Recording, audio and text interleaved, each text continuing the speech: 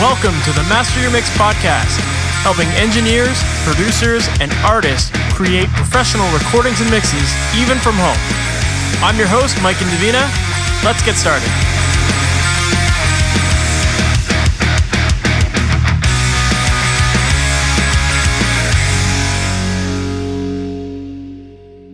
Hey there, welcome to the Master Mix podcast. My name is Mike and Davina, and thank you so much for joining me here today. Today, I've got Brian McTernan on the podcast. And if you're not familiar with Brian is a very influential, inspirational person who is really well known for working in the punk and the hardcore and the emo scenes. And he's worked on so many records that I absolutely love and grew up with. He's worked with bands like Thrice, The Movie Life, Moneen, Bane, Circa Survive, Strike Anywhere. And on top of that, he was the singer of the legendary hardcore band Battery, which they're just amazing. He's still working on music himself too. He currently has a new project called Be Well, and that's an awesome record that you should definitely check out as well. This conversation was a ton of fun, and I think you'll get a lot of excitement listening to it because he just has a really fresh approach to records. And I think it's so different than everything else that you currently hear on the radio and stuff. And as we go through this interview, you'll get a better sense of why that is and what his philosophy is on how to make these records stand out from the pack and how he captures so much energy and feel out of the artists that he works with. So I think you're going to really enjoy this episode. Let's just jump right into it. Brian McTernan, thank you so much for being on the Master Mix podcast. How you doing, man? Hey, how are you? Doing great. So for people who might not know your story, can you give us a little bit of that background in terms of how you got into music and ultimately got into the world of production? I got really into music when I was young. My parents didn't listen to a lot of music, but my older brother got me into like punk and new wave and stuff when I was in like fourth grade. And then the short version is I lucked out and met we had a neighbor that was like a hardcore, punky, skinheady type dude, and my parents really liked him. And he introduced my brother and I to all sorts of like cool punk and hardcore and started taking us to shows when I was in fifth grade. So it was, I mean, I just kind of got started early. And then, you know, when you're like at these punk and hardcore shows and you're a little kid, people talk to you. And I ended up meeting a lot of people that were in bands and then, I mean, the short version is I ended up dating this girl and her brother played drums in a band and I used to go watch them rehearse. And that's what really gave me the bug for wanting to write songs and learn how to play. At first, I learned drums and then guitar and then eventually started singing. So when I was in eighth grade, that was the first time I recorded a record and it was cool. It was like an 8-track like reel-to-reel studio, and it was this guy Barrett Jones who went on to produce the first Foo Fighters record. He was the sound guy for Scream, which was Dave Grohl's band before Nirvana. So people have said that the studio was in the basement of Dave Grohl's house at the time, but I don't know that to be 100% true. But I like the story either way. So I started playing music, and interestingly, I was never the recording guy in any of the early bands I was in. The guitar player in my first band, Battery, was this guy, Ken Olden, and he was really into recording. And then the next band I was in, Ashes, the drummer was Matt Squire, who produced Panic! The Disco and all these things. So he had an 8-track in his basement, and he was kind of the default recording guy.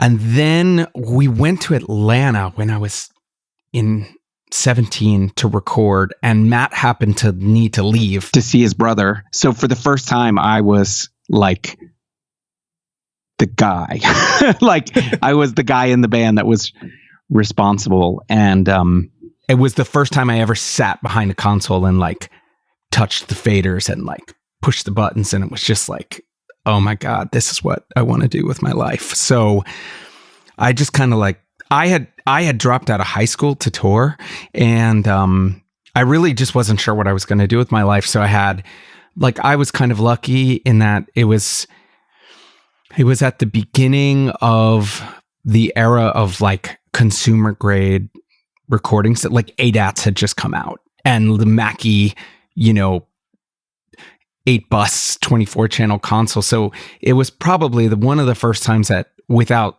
really spending a fortune, you could actually like buy enough gear to do something. So I ended up buying like a little Mackie mixer and 2 ADATs and kind of combined that with some of the stuff that Matt had and started recording bands. And then I ended up moving to Boston and set up the first iteration of Salad Days was in the basement of a house with like, I had 6 roommates and I slept on the floor in the dining room. And I worked at a video store during the day, and every night I came home and recorded bands. So, but it, interestingly, back then, podcasts like this and the internet wasn't a thing, really. You know what I mean? I mean, it was a thing, but not the way that it is now. So I didn't even know anybody really that recorded bands. So it was all just trial and error, trial by fire kind of.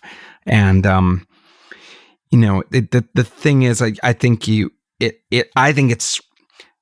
it's so cool that you can like go on YouTube and go to podcasts and read all this stuff about how people are doing things. But I also feel lucky that I kind of like lived in a time when that wasn't too, because I developed some, I had no idea what I was doing. So I was just winging it. And when you're approaching it that way, you come across things that are really different. Like I realized really early that like, I didn't have gear, so learning to tune the drums really well was the biggest, most important thing to like actually getting it to sound good, and getting the drummer to like play things that sounded good and hit hard and not have the beats so busy really was the way that I was able with the limited gear to kind of like get the drums to sound really good Sleet and all this. I don't think I used a drum trigger ever until maybe like the mid 2000s. So I mean, it just was it was a different time. And sometimes I not worry, but I mean, I get a lot of stuff to mix, and I do think that there's like a component of people jumping straight to the like MIDI and the Drumagog trigger, like that solution way before like learning how to tune the drums and understanding phase and mic position and things like that. I feel like people are just kind of like, well, I'm going to trigger this anyway. It doesn't matter. And I still think it does matter. Yeah, there's definitely something to be said for just learning the craft of getting things right at the source and then using those other tools as a way to augment what you've got, but not necessarily replace what you've got. Just, get that right at the source and use it just to kind of fill in the gaps, I guess. Right. Well, and I mean, the thing is, I just think if you have an amazing drum, I mean, there's so much nuance to a great drummer that if you don't have like strong source material to begin with, you're really never gonna get it. It's not, you can make it sound professional, but are you gonna have all that color and character that's like actually happened documented? And I think that, like, I know for me, when I get stuff that's recorded really poorly, which is more often than not, you definitely give up. I mean, you can make it sound good now in a way that you couldn't a long time ago, but I think that you do lose some things. Absolutely. It's cool to hear that you were in a band with Matt. Matt, I actually had him on the podcast a while ago, and he's such a cool dude. So did you learn a lot of your engineering skills from watching him? Is that kind of just where it started, or? I don't want to say in the reverse, because Matt and I started playing together in bands when we were in 9th grade, and he had a 4-track and then an 8-track. So like every free moment we had, we were together in his basement, writing, recording, listening to music, talking about stuff. But he didn't get into actually like recording bands the way that I did until 4 years after I was doing it. So like he went to college, and I started recording bands all the time. And then around that time, like I moved to Boston to do the studio, and Matt went to BU, and we were originally in a band called Ashes together, and then we were in a band called Milltown together. And Milltown signed to Warner Brothers, and we went into the studio with this awful producer, and made a terrible record and broke up. So at that point, I moved back to DC, and Matt was just like writing songs and doing stuff like that. And then I had a lot of records that I was doing, and he ended up moving down to DC. And for probably like, I want to say maybe a year or year and a half, he was like, I don't want to say he was my assistant, but he was assisting me with records. He was helping me with Pro Tools stuff and editing and things of that nature. And then at that point, he wasn't really producing records on his own that much. And he ended up getting a studio space and was helping me, but also starting to produce records. And I think that Panic at the Disco record was maybe like the third or fourth record he ever did. You know what I mean? And he killed it. I mean, he was a really, like, we're really different in like our approach, but like, I definitely think that like the two of us together kind of like kept pushing each other, you know, like with songwriting and how we listen to music and all of that. I feel like I didn't learn like a lot of engineering from Matt, but I do think the two of us, both being really talented and driven, pushed each other to the place where we both ended up having, you know, fairly successful production careers. That's awesome. You had talked about how you and Matt have different approaches to things. How would you define your approach to working on records? I mean, like when we were in bands and playing, I was always into like punkier stuff and more, I don't want to say like raw per se, but Matt always had much more of a pop sensibility. Like when we'd be on the road trips, I'd have like Dag Nasty in, and then like he'd drive and he'd listen to like Seal and Alanis Morissette. Not that he didn't listen to punk, but I mean, that just gives you like we were definitely like, he was always like a big Prince guy and like loved the Grateful Dead, and I was like pretty straight punk and like new wave, like The Cure, The Smiths, Depeche Mode, and then like hardcore. So but I think it was like a really good combination, especially when we were writing together, because I always had like a really good mind for like the color and the feel of what a band should be. And then Matt was just like this virtuoso musical genius type guy. And it was I feel like I picked up some of that, and he probably picked up a little bit of, you know, what I was doing. And I think that, you know, we had like really great chemistry. And interestingly, he ended up buying my studio from me, and that's where he still works now. So I had a studio in Beltsville, Maryland. That's where we started the Monine record, and I sold that to Matt and built a new studio in Baltimore. And that's so anyway. That's awesome. Very cool. Yeah. So he's still there. So he went to LA for a while, and then he's back in Maryland now. Super cool. So you had mentioned earlier just about kind of the importance of trial and error and how much of a role that played in your process of learning and kind of just experimenting with lots of instruments. And you had also mentioned that you played a lot of instruments as well. So how do you feel that your ability to play like a variety of different instruments has influenced the work that you do now? It's given me like a sense, like an understanding of all of the elements that go into a song. I mean, like being able to listen to it and understand the nuance and the components and how it all kind of sits together. It would be hard. I mean, I think that there are probably people that don't play that are able to like that maybe that's even a benefit for them, that they have a distance from it and they're just listening with their ears and not thinking about all of the little components the way that I might be processing it. But I think it helps understand what's happening and also how to communicate with the artist and understand like what they're. Yeah, that makes a lot of sense. I like what you said too about the people who don't know all of those instruments. It kind of sounds like the experience you went through where you're doing the trial and error of learning how to mic things up, like and do all that stuff organically at the source.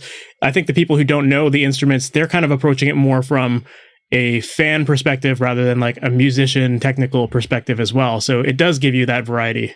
Well, and it's interesting you say that, because I think all the time, I can't remember how it happened, but one day I had lunch with Seymour Stein, who was like signed Madonna and the Smiths and all these things. And we were talking, and he was like, man, you know, you don't want perfect pitch. You don't want you want rock ears, is what he said.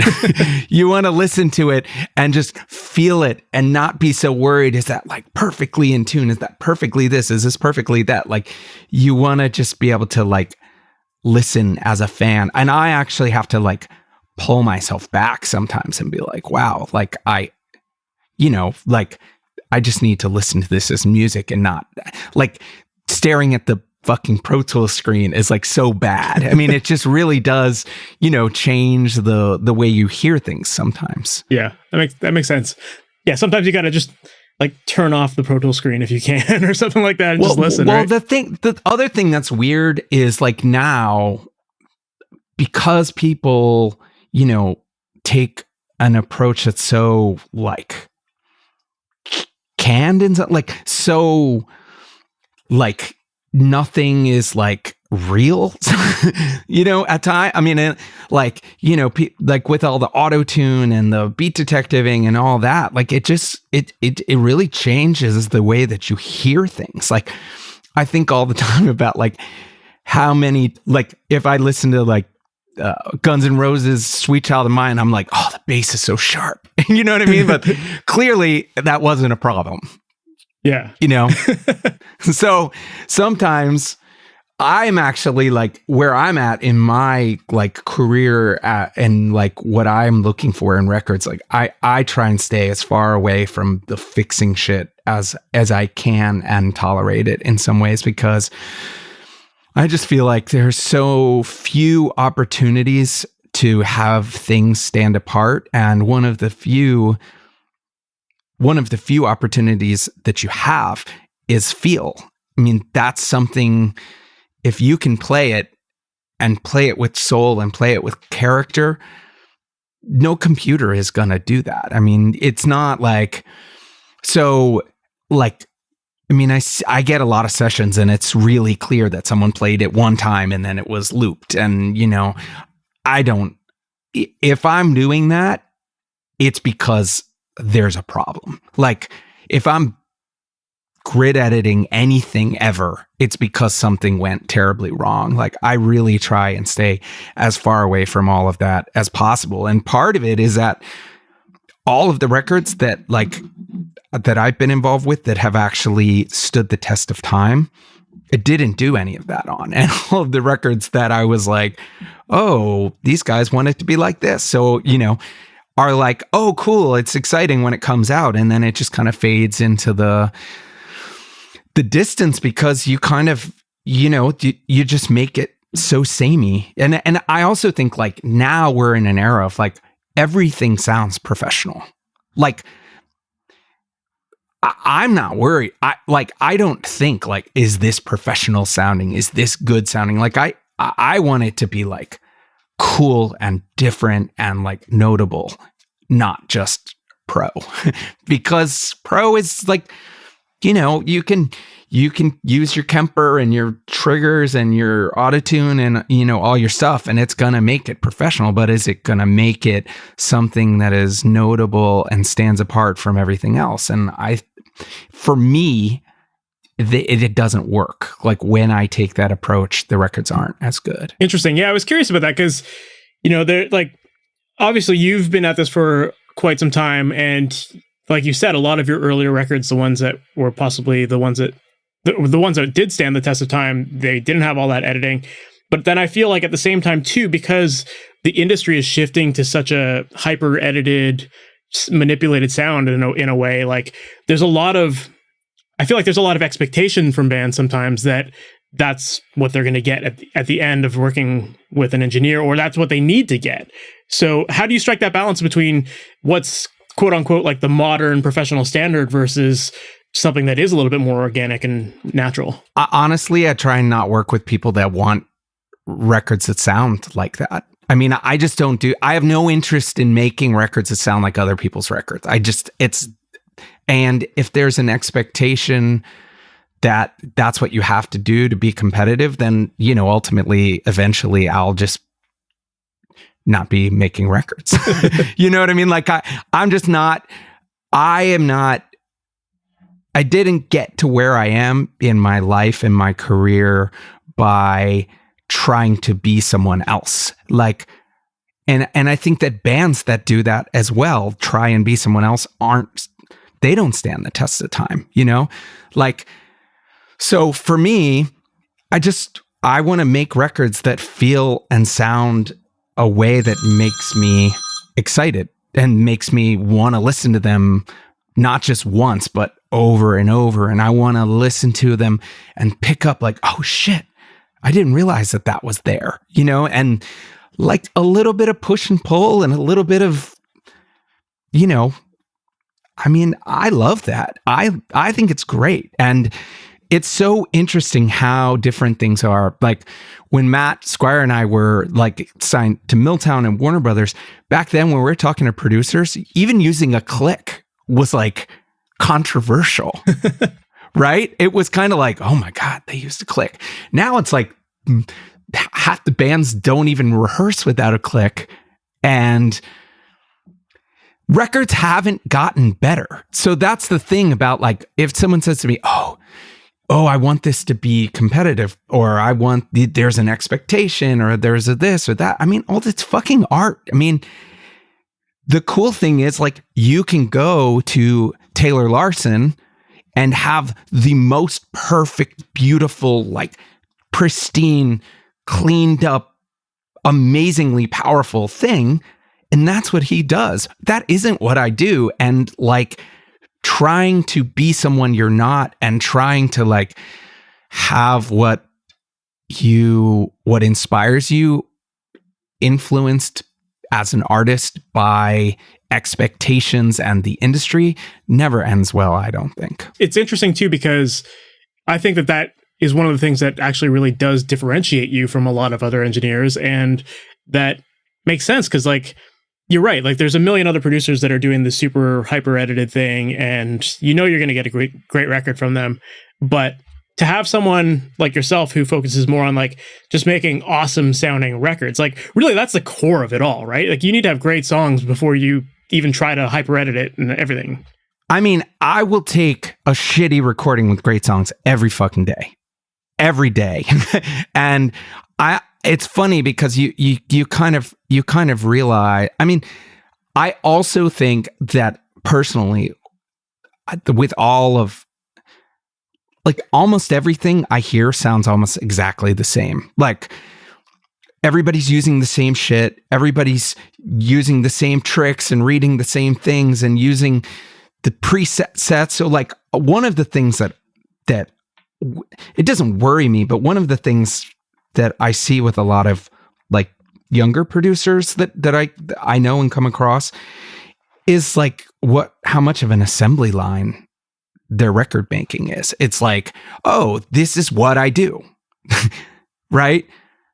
But I mean, the band and what is right for the band should drive the process, not the producer's assembly line. Right. So for me, if I'm in the studio with Turnstile and I'm trying to shove them into the same box that Strike Anywhere would be in, or Hot Water Music, or Circa Survive, I'm doing everybody involved a disservice. Right.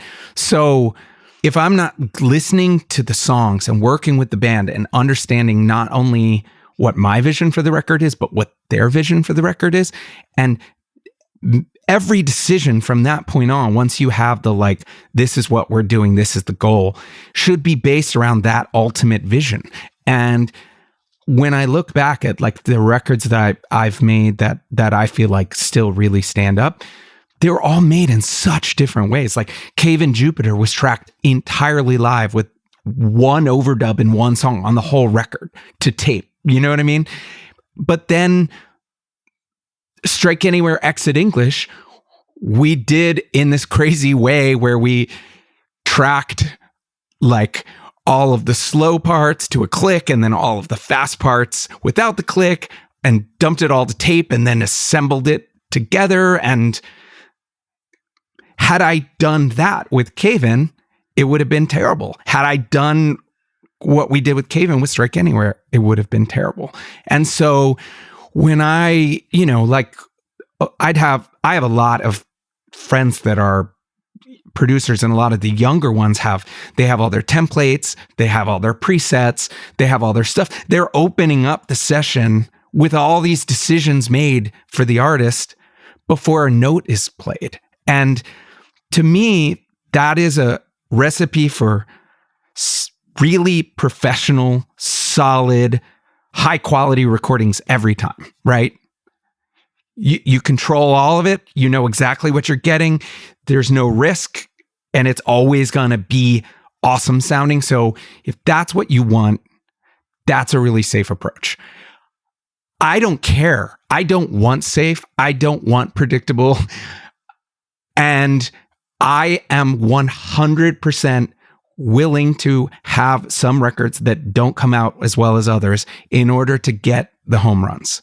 And I'm cool with that. you know what I mean? Like, I don't have any issue with it.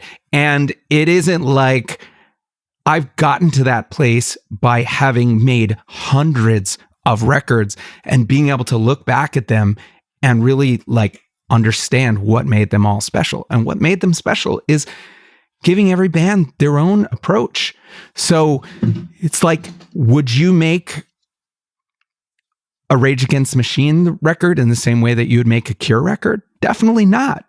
But people are taking that approach, and then they're cheating artists of their own opportunity to create a new sound nobody's ever heard before. It's funny you mentioned the Rage Against the Machine reference, because like even back then when they first debuted, on all of their records, they always had that little quote on the back of them that like, this album does not contain any samples and was recorded live or something. Like they have something to that effect on every record. And that was in like 1994. So like, think about how... But I think like a Brendan O'Brien who produced, I think Garth did the first one and Brendan O'Brien did the rest. Brendan O'Brien to me is like the gold standard in a lot of ways, because it's like you can hear that he can do a Killswitch Engage record, a Rage Against the Machine record, a Pearl Jam record, and a Bruce Springsteen record, and none of them sound or feel remotely similar. If you think that Brendan O'Brien is going, I have my drum kit sound and I have my guitar sims and I have my system where we do the drums and we beat detector them and then we do the bass in note by note and tune it and then paste it and then we do one bar of guitar and we copy it. If you think a guy like that is doing, I mean, I don't know him. There's no fucking chance that's how those records were made. So what's interesting to me is how people are approaching records has really very little to do with how the records they love were made. So like all these people reference Rage Against the Machine in the studio as like, oh, I love that sound. But then it's like, okay, let's beat detective the drums and trigger him. And you don't get that sound by having that. So I totally understand why people do it. And I just worry that if someone tried to make a Metallica record with the same approach that they tried to make an REM record or a Smiths record, the world wouldn't have all these, not just like amazing records, but like culturally defining records that like change the landscape of how people hear music and what they want to hear out of music. It's so rare to me that I hear anything that sounds notably different ever. And a lot of that has to do with like the ability to get music out so fast, I think, and have it sound professional, I think is very driven. Like bands come in to make records well before they're ready to make the records. And you don't have to be that good if the engineer can make it sound like you are.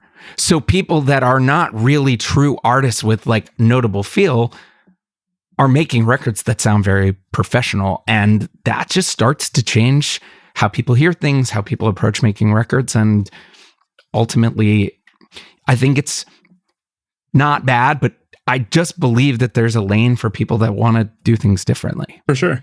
Yeah, I had a conversation with Garth a while ago, and we were talking about that first Rage record, and he said that, like, you know, he got hired to do this gig and check out this band, and he saw them live and was like, fuck, these guys are amazing live. Like, we have to have this energy, because I can't make records like I've made before with Rage, you know? So it really goes to show you need to find that thing that makes a band special and preserve that and capture it in the recording process. Yeah. And I also think that you also have to understand the project. Like, I'm not saying I've never copied and pasted or gridded it or triggered. Yeah. I'm not saying I do. I'm just saying that is not a part of my overall spiritual philosophic take on making records.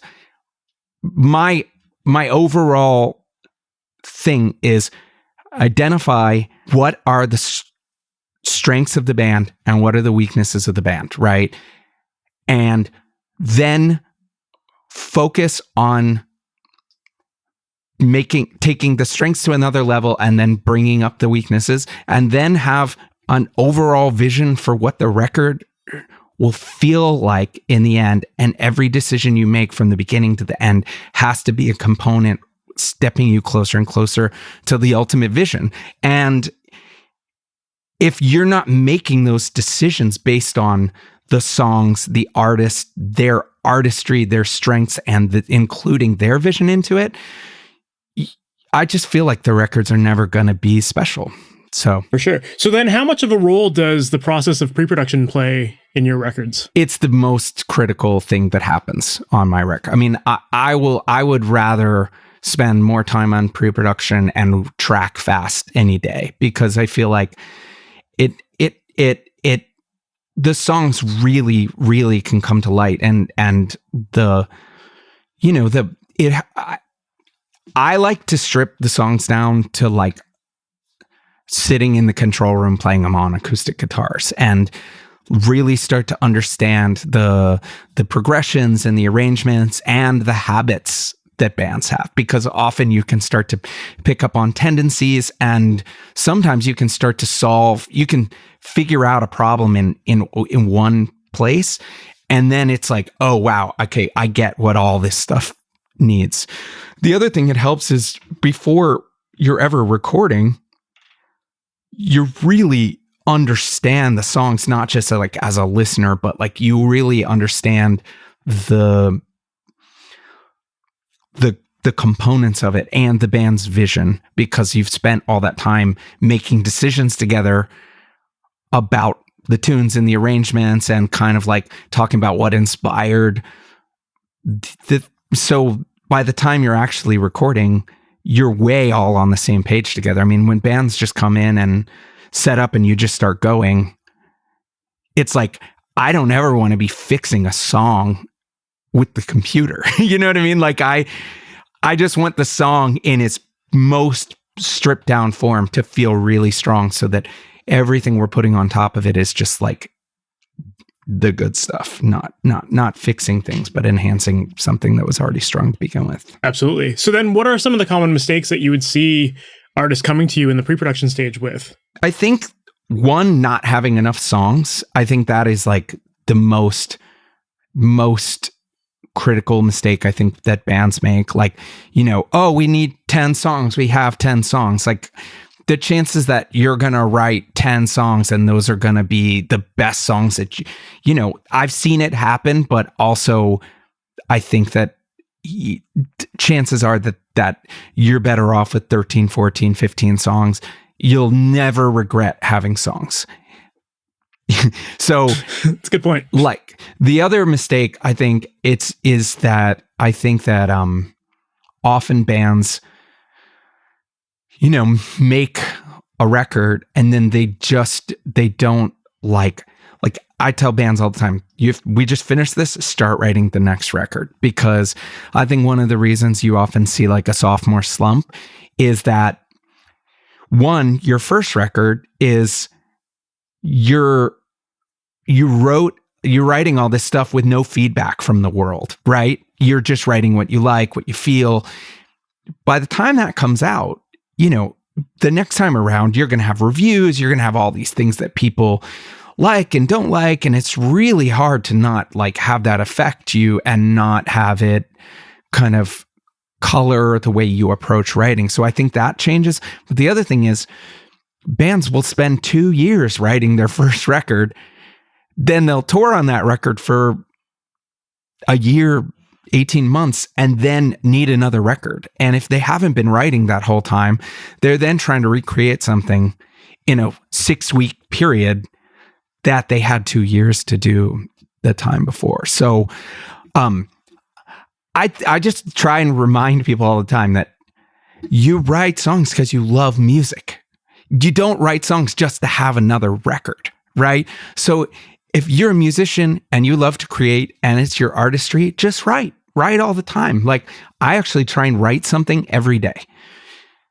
And then at any point in time, if I need an idea or I have something, I have 300 voice memos of melodies or a guitar lick or just something. I mean, so I think that common mistakes are not having enough songs, not writing enough in always. And then I also think that I'm seeing more and more bands where they come in and the lyrics aren't done. And lyrics to me are just everything. I mean, it's such a huge part of the whole thing. And why you would leave something like that to totally chance, it seems crazy to me. And also, if the first time you ever sing it, you're sitting there holding your phone or your laptop, it's just hard to imagine it's going to be the performance that you want documented for all time and eternity. So the other thing that is super different now is that so few bands have great bass players. And I think the bass is the most underestimated. It's my secret weapon on every record. You can transform a song with the bass. And so often it's bands, newer bands, it's oh, the guitar player is going to play the bass, or the bass player is their friend that's was the merch guy or something. The fucking bass, man, it's so important. And I think it's not as much of a focus as it could be. So there is so much that you just said that I need to unpack with you, because stuff that I wanted to talk about, because it was you just perfectly summed it up in that there. But yeah, on the topic of bass, that is the thing of your records that I've always admired, and I think makes your records really stand out. You always seem to have this way of getting your bass to sound really big and really clear and focused, but it's not like most records I hear these days where everything's either super saturated or you just hear tons of pick attack, or everything sounds really woolly and the low mids are all out of whack. So what's your secret for getting the bass and the low end right? What are you doing? I use this Tube Tech EQ and I use a really broad, the Pultec style boost on the low end, and then I use a really narrow 1.5K mid-range on that, and it's it just cuts. It's just the sweet spot that cuts through the guitars without getting that clicky thing. Because everything has to have space. It's you have to find opportunities to have frequencies have their own places in a mix and a recording. So that seems to always put the bass in kind of a sweet spot, whether it's even a picky attacky thing, but even fingers, that just seems to be with this little box. It just cuts through.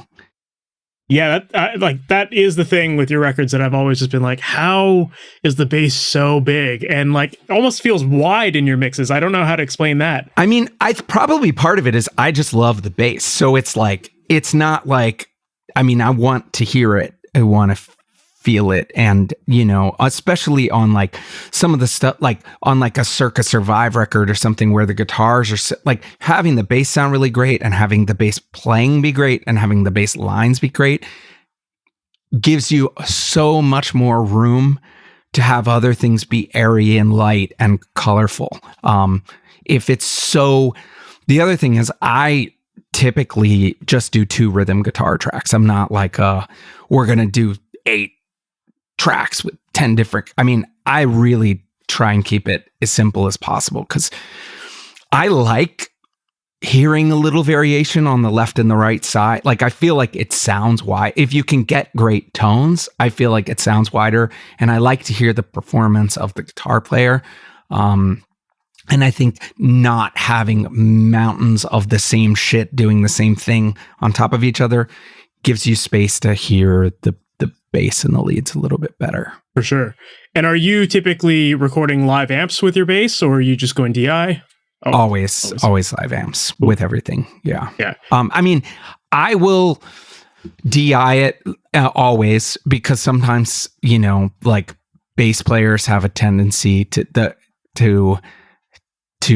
bend things and play hard. So if I have to tune the bass for any reason, it's way easier to tune the DI and then reamp it. But it never sounds quite as good if you have to do that. So I would prefer to not do that. But if someone plays an awesome performance and it just happens to be a little sharp or flat or whatever it is, and I mean, like I said, I'm not like a purist by any stretch. It's just, I would rather get it right. But if I need to fix it, I will. For sure. And like, I always find that when I listen to records, if you were to solo the bass on those tracks, that like the basses tend to sound more distorted than I hear them sitting in the actual mix. Would you say that is the same sort of situation with how you record basses? Do you tend to saturate your bass a lot? I do. I mean, yeah, I like a little bit of a dirty bass, but I don't like it. I don't like it when it gets to the point where you don't hear that like kind of piano-y, mid-rangey like tone that like, I want it to have like that colorful sound and not just become a mountain of hiss. You know what I mean? But yeah, I think that I feel like with the bass, you need to track it a little bit brighter and a little bit dirtier than you want it in the end to get it right, is what I have found. That's fair, for sure. Yeah. So the other thing I wanted to ask you that ties into what you had mentioned earlier was just on the topic of lyrics. I remember listening to you on another podcast, and you were talking about how, I guess you had gone through a depression and you got through it by songwriting, and that kind of helped you get to the other side through that.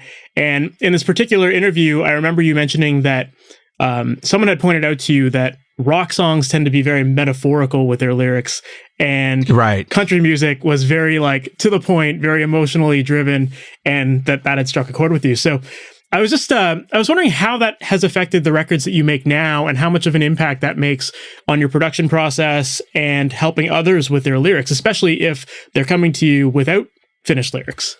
I do work with bands a lot on the lyrics. Now, like, though I was referencing my own lyrics when I was talking about the country versus the rock thing. And again, you kind of have to identify what's right for the band, like not like Anthony Green from Circa Survive.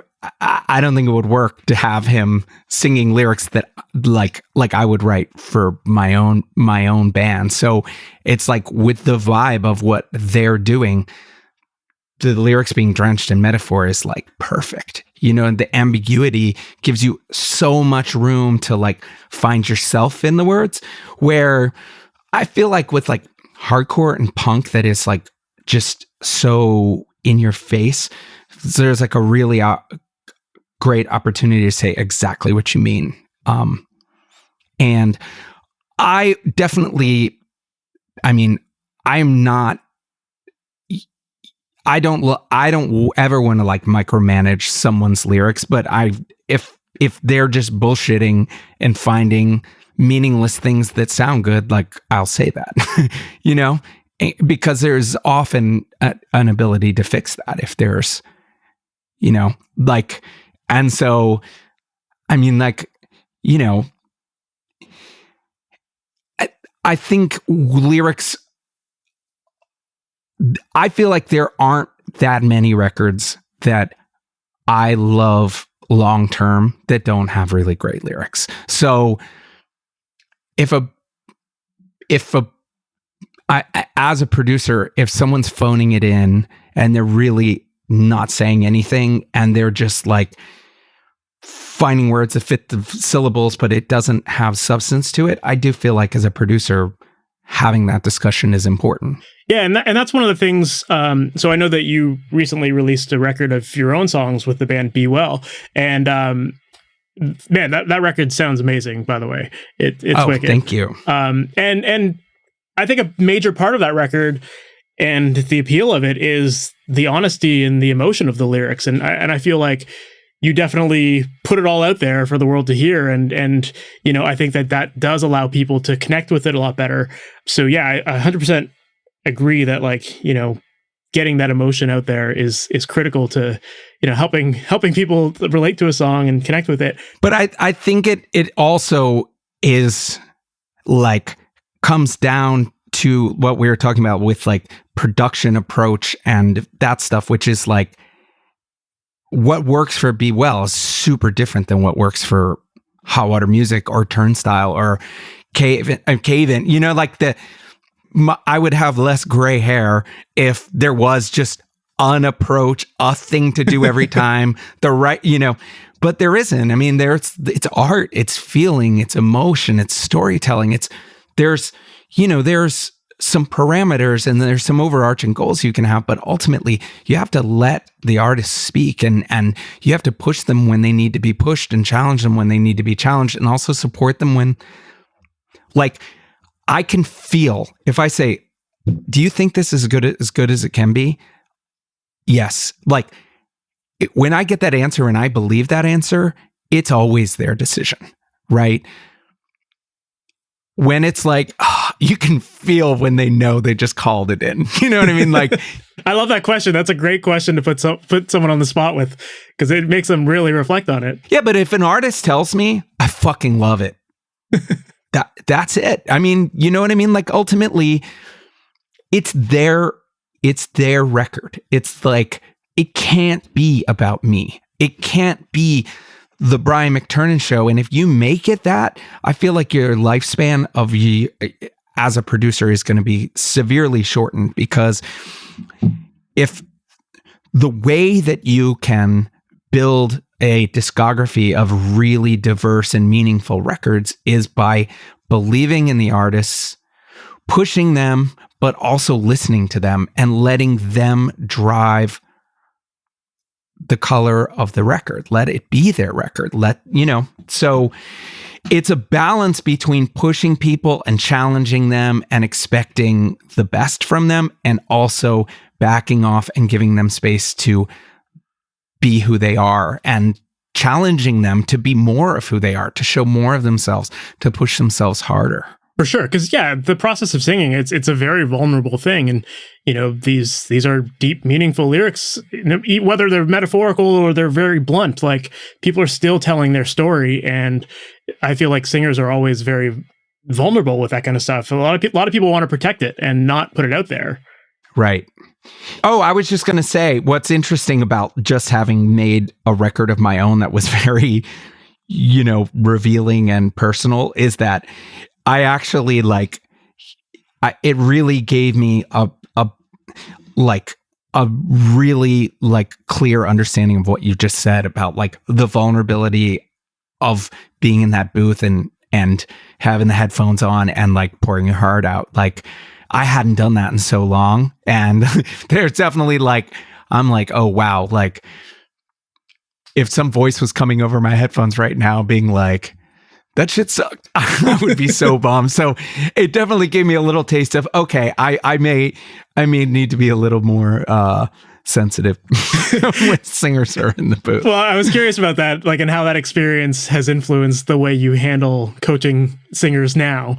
But it's helped. I mean, it's helped. And you know, the thing is, like, I don't have like pipes the way like Dustin from Thrice, or, you know, like some of these guys have. Like, I can make the most of what I got kind of singer. So it definitely made me, you know, feel, you know, have an appreciation for what people are going through on the other side of the glass. Yeah, I think that is one of the biggest challenges with musicians, whether you're playing an instrument or if it's just vocals, it's still just getting somebody to actually feel their performance, and, you know, making them realize that they can speak through their instrument or through their voice. And right, you know, well, also kind of I mean, as a producer, figuring out like that some people like some people like going bit by bit, some people like doing, you know, a bunch of passes and then comping it and then punching stuff. Some people like you have to adjust the process to what makes the artist perform at their highest level. And like, you know, like a perfect example, like, I don't know if you know Strike Anywhere, but Thomas, he doesn't sing it the same ever. Like, he never is going to sing it exactly the same. So if you were to go, okay, we're just going to go line by line here, you're going to miss a lot of magic where he's just going for it and something really special happens. But then there's other people where their voices can't handle that, and they don't like that. They want to focus on one line at a time, really kill it, and move on to the next. And I think being, you know, fluid with like how you're willing to work and your workflow, I think is really important as a producer. I think that's really cool that you mentioned how with Strike Anywhere, like, the performances are different every time. And I think that that's one of the things that, you know, I think I personally struggle with when I work with an artist that is changing their performance or their lyrics or, you know, their part every take. It's like, well, what am I supposed to actually be hearing here? So, like, how do you find that balance of like knowing, like, okay, this is the right take versus like, we've got 5 other variations. So, you know, which is the right one? Trusting your ears. Simple, but to the point.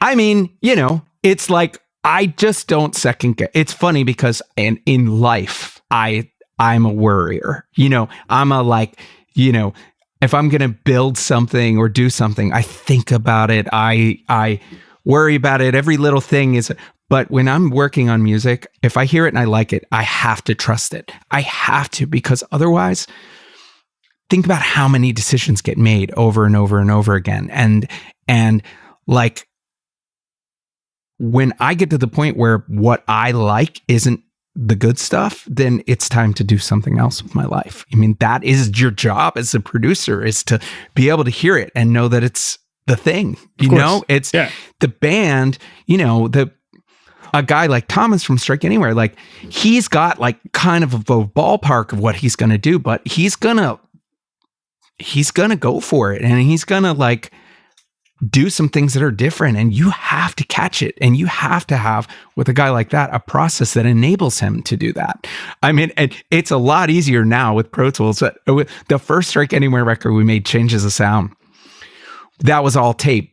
And man, comping vocals, comping 7 vocals on tape, you know, like, I would pull all the vocal tracks up onto the console and then make all my notes, you know, take the lyric sheet and make all my notes about like this take of this take and this. And then I'd run it all through the console back to another vocal track, like basically mixing just it, sitting there, unmuting things. Yeah.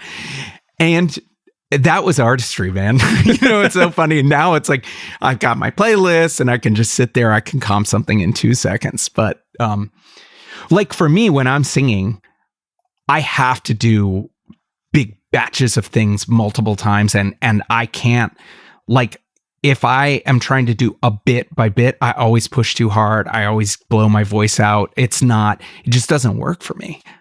But I don't like stray from the path the way Thomas might. But like, actually with the Be Well record, when I first we recorded the whole record and scrapped it because we did it. It was too, we had hired a studio drummer and he was too perfect. And then I did my vocals and I did like line by line and there was just no emotion. And it was like, we finished the whole record and was like, I was just like, this doesn't do anything this doesn't express the emotion of the songs. And we scrapped it and started over. And then the funny thing about it is like, even when you're tracking it, it's like the drums are definitely not gridded at it. And when you're like listening to them by yourself, it's so hard to be like, I'm going to leave that. Like I can hear that kick drum is rushed after the snare drum, but I just have to trust that when everything is on top of it,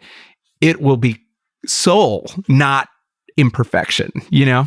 And, I don't know. It's interesting. Yeah, it's interesting that you do approach it that way of like you can hear the mistake, but yet you're like, I'm gonna keep this anyway and let it play out. Let's see how it goes. And I mean, I guess it comes down to what is a mistake, right? So like I always think about it like dancing, right? Like I don't want things to be totally on the beat. Like imagine watching someone dance on the beat there's nothing there, right? So when you see someone, you should be playing to the click like it's an instrument, and you can get a little ahead and you can get a little behind, and that's color. And then the thing about drums is like kick drum drags a little bit or rushes a little. As the bass hits it with it, it doesn't sound fucked up anymore.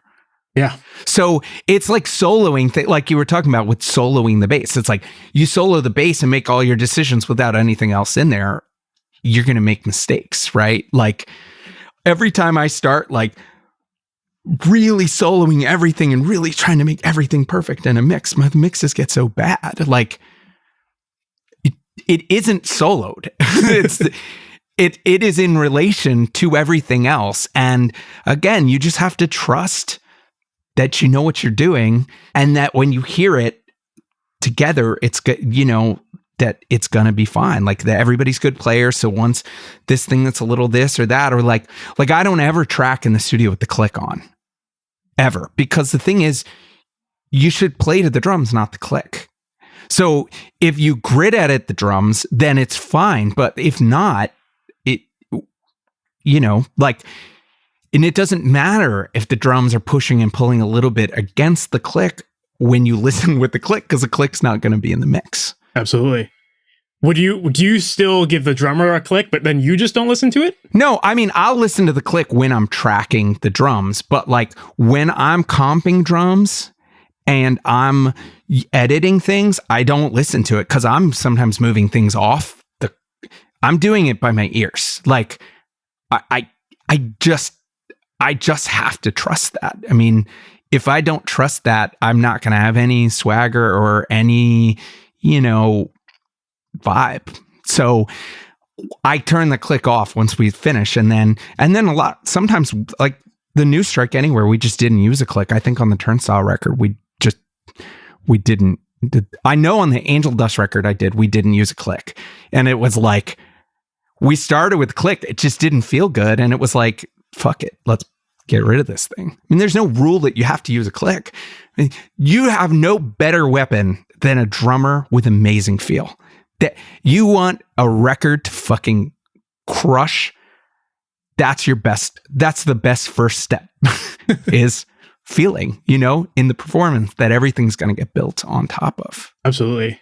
That's cool. I like that approach. And I definitely, you know, I do find that I am guilty of the click being a guideline, you know, but it is cool to hear that when you do have that flexibility, it gives you that raw feel, and I definitely have to implement that in some of my own records for sure. I mean, I'll automate it in so like it pops up and breaks and things like that, you know, when we're tracking, but I don't need to hear the fucking click. I have my ears, you know what I mean? Like I don't need to know how it is in relation to some fixed,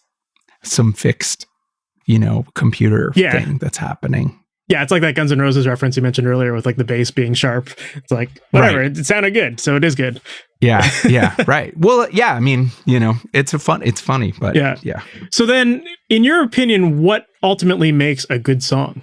Again, who fucking knows, right? It's just the way it feels when you listen to it. I mean, it's so funny because there isn't a rule book for a great song. I mean, it's like, it's a combination. It's so fun. It's like combinations of things that have been done a million times before done with your own flair and feel. And, you know, I just want to like listen. I want to start it over. Like if I'm like on a run and I'm listening to a demo and I keep like wanting to start that track over again, that's a fucking good song, right? If I'm like skipping it, 20 seconds in, it's probably not. That makes sense, right? It's like yeah. If it moves you, it moves you. Yeah. I mean, again, wouldn't it be great if there was like a rule, like this is what makes things great, but it's not. I mean, you know what I mean? Like even with like everything, like singers, it's like, a million times people have come in with like these big, beautiful, strong voices. And then it's like singers that are like really struggle, but have a lot of character and passion that really cut through, like people really identify with. So, I mean, throw out the rule books on all of it pretty much. For sure. Well, we've definitely talked a lot about keeping things raw and kind of adjusting your production style to suit the band and the artist that you're working with to get the best performances. And I'm curious how that translates to your mixing process. Like, do you have, I know it sounded like you don't use templates, or maybe you do for certain things, but like, do you have a similar process that you use in every mix in terms of just like your overall like workflow? Yeah. So interestingly, like in terms of like keeping things raw, like I'm a funny balance of things, because on one hand, I like to keep things like organic in the approach of making things, but actually I want the records to feel very otherworldly. I don't want it to just sound like some dudes in a room with mics on them. Like, so it's funny because it's like, I really do want a lot of production and layering and color and effects and details to it. So, but in terms of mixing, I mean, I still kind of mix even in Pro Tools the way I mixed on a console. I don't use templates. The only thing that I kind of almost always do is like,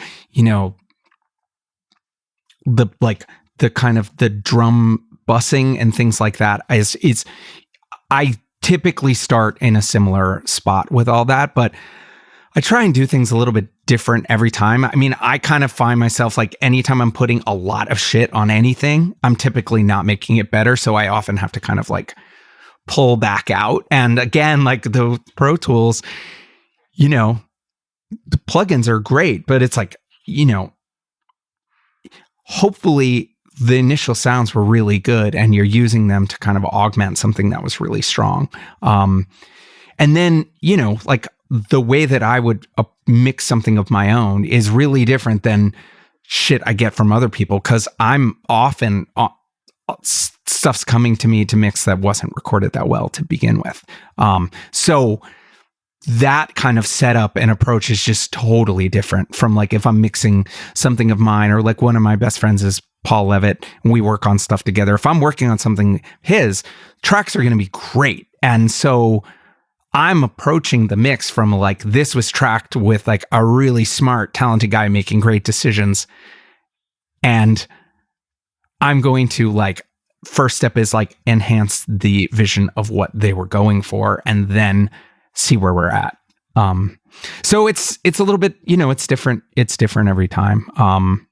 Definitely a very different, approach to stuff that was recorded well for sure. Well, yeah, you have to, you're just handling you're processing the music in a different way because you have no choice but to try to improve something that was crappy. But I use Pro Tools even when I'm recording like a tape machine and like I don't use a template. I don't have a bunch of like presets and I don't do it. I mean, I typically like, start with fucking around with the drums and get something that's starting to feel exciting to me and then start introducing things. And almost always I'm pulling things up to like a good spot before I start EQing or doing anything to anything. Yeah, you're creating like your kind of rough mix based around just the overall balance and levels of the instruments first. Well, and like, with mixing, if you once a drum starts sounding great, you realize you have to do a lot less to like great sounding drums make everything else sound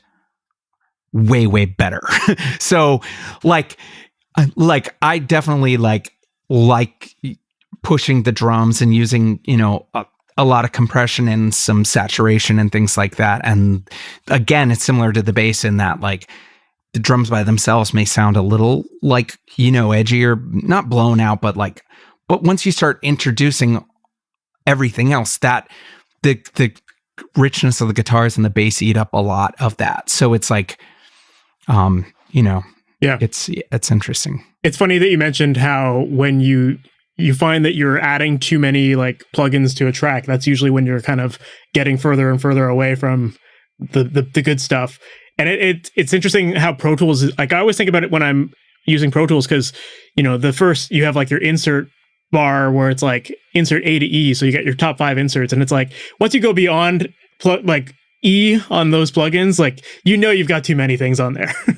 I had this experience where do you know who George Marino was? He mastered a lot of records for me, and I the first time I ever went to work with him, I just remember every time he did anything, he matched the level of the mastered files to the volume of the unmastered file, and I could watch him go, oh, this isn't better sounding, it's just louder. You know what I mean? Like you can take like pushing the treble and like every time you add something, it always sounds better. And it's only when you pull the volume back and have it so that when you're like A-Bing it, you can't just bypass it and go, like your ears always feel like louder and brighter is better. But then like, as you just start piling that on top of each other, it just becomes... Yeah, that's a great tip. It's totally true, because when you do level match, sometimes you're like, oh, that didn't really make as big of an impact as it sounded when it was louder, Yeah, and I just find like anytime I start feeling like anytime I start feeling like I need to do a bunch of weird shit, like because like a frequency is really bothering me or a ring or something is really bothering me, I need to just stop and take a break or move on to something else. Because when I feel like, at least for me, once I start like notching every little thing and like really like trying to like so fine tune every little thing to like these speakers in this room, that's when you start taking it other places and it's like, whoa, what the fuck? Like this guitar is not in the tweeters in my car at all anymore because I did all this weird notching. So I typically am trying to keep broader EQs on, like not really get super surgical unless there's like a problem. Yeah. And it's also funny that you said you mix like you did on a console, because that's one of the things I always think about is like, when we're in digital, we have the ability to be super surgical about everything and add as many plugins as we want.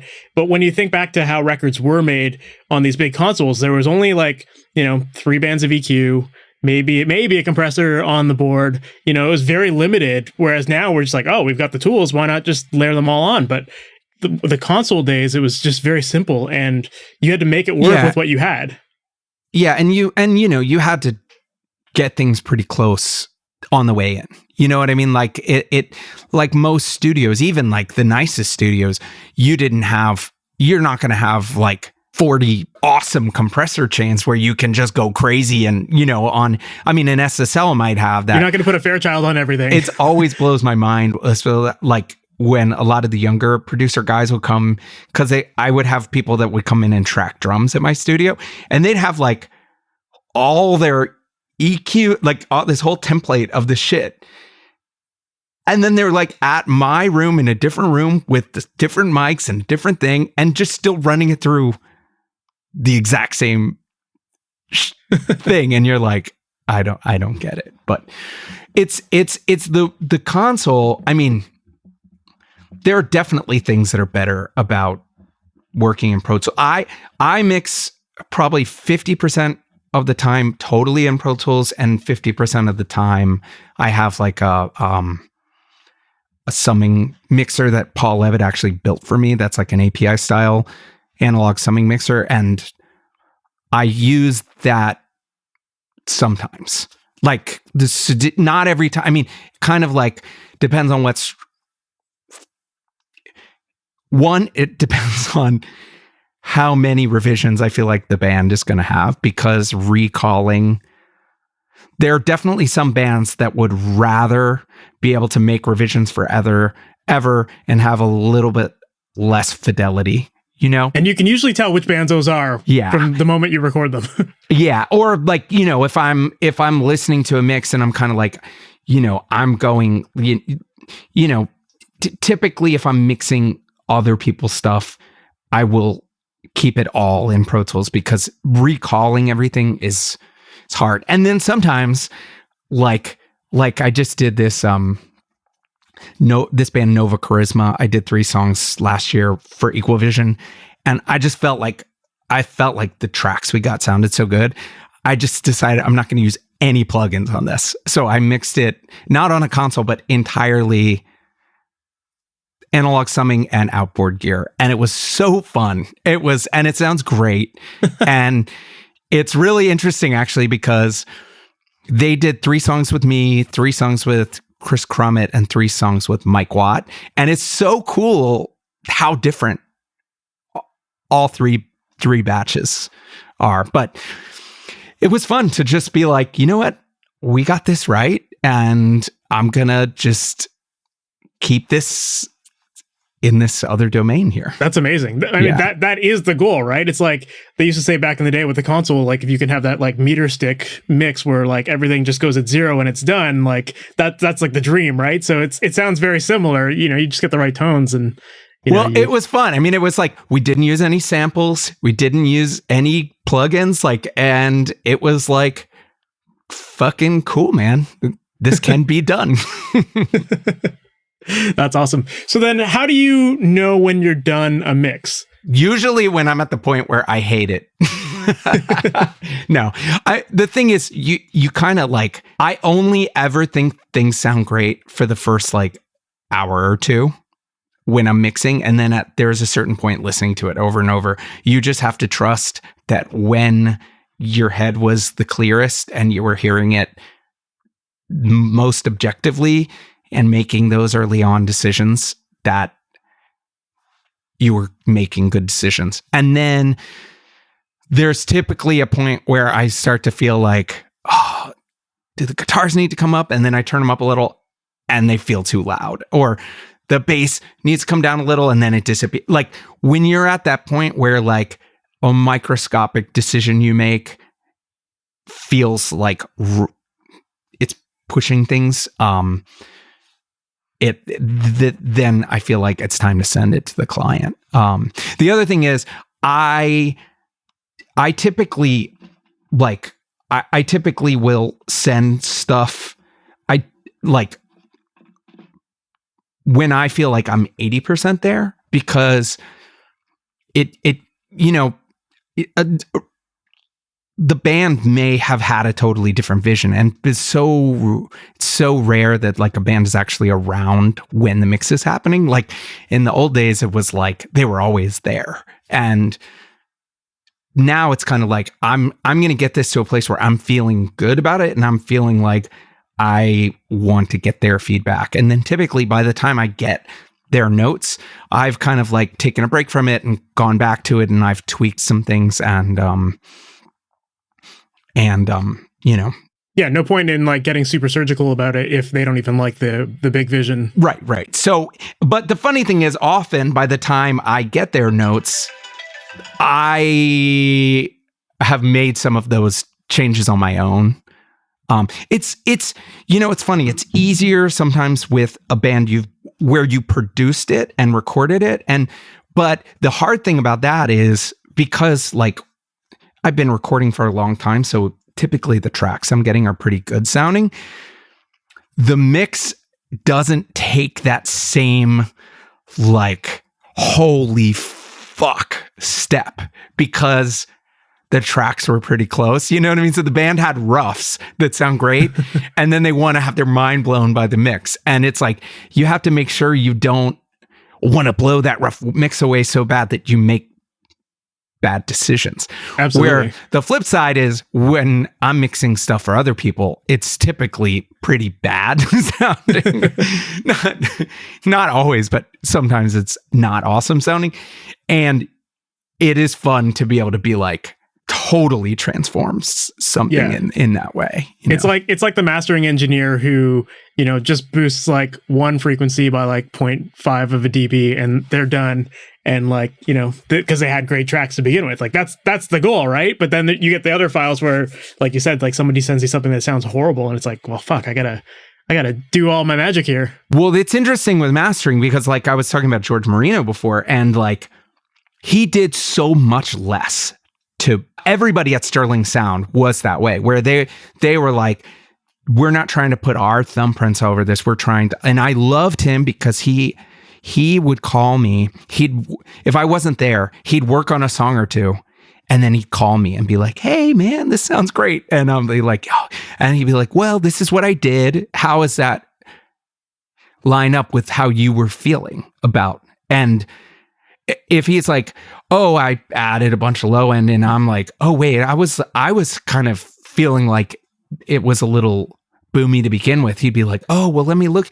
Like, it was a very cordial, professional thing, and he wanted to know what I wanted out of the record, where like so many mastering engineers now, they want to blow you away. Like, I don't want to be blown away, to be quite honest. Like, I've been making records for over 25 years. Like, if I'm not sending you a mix that's like pretty fucking close, then you should be calling me and telling me to go back not try and fix it in the mastering. Because, I mean, you can sweeten things up. You can do some stuff, but once you start getting like surgical with